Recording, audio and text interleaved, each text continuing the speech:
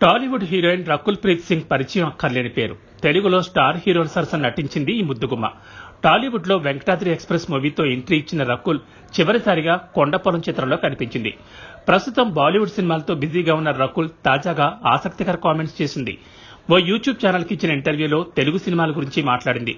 Cinema chance గురించి ఇంతకీ రకుల్ ఏమన్నారో చూద్దాం. తెలుగులో రెబల్ స్టార్ ప్రభాస్ సరసన నటించే ఛాన్స్ వచ్చిందని రకుల్ ప్రీత్ సింగ్ తెలిపింది. కానీ ఊహించని విధంగా తనకు చెప్పకుండానే తొలగించారని ఆవేదన వ్యక్తం చేసింది. నాకు ప్రభాస్ తో మొదటిసారి నటించే అవకాశం వచ్చింది. కానీ 4 రోజుల పాటు షూటింగ్ అయ్యాక చెప్పకుండానే మరొకరితో రీప్లేస్ చేశారని రకుల్ వెల్లడించింది. నాకు సమాచారం ఇవ్వలేదు. నా షెడ్యూల్ ను ముగించిన తర్వాత ఢిల్లీకి వెళ్లానని, ఆ తర్వాతే సినిమా నుంచి నన్ను తొలగించినట్టు తెలిసింది.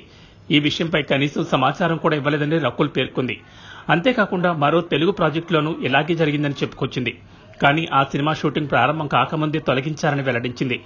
ఆ తర్వాతే నాకు ఇండస్ట్రీపై కాస్త అవగాహన పెరిగిందని రకుల్ చెప్పుకొచ్చింది. అయితే ఇండస్ట్రీ గురించి పూర్తిగా తెలియనప్పుడు ఇలాంటి వాటిని పెద్దగా పట్టించుకోవద్దని అనుకున్నానని తెలిపింది.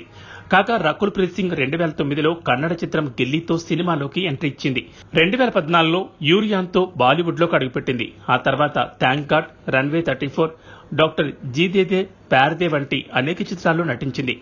ఇటీవల ఇండియన్ 2 చిత్రంలో మెప్పించిన రకుల్ ప్రీత్ సింగ్ ప్రస్తుతం దేదే ప్యార్దే 2 చిత్రంలో నటిస్తోంది.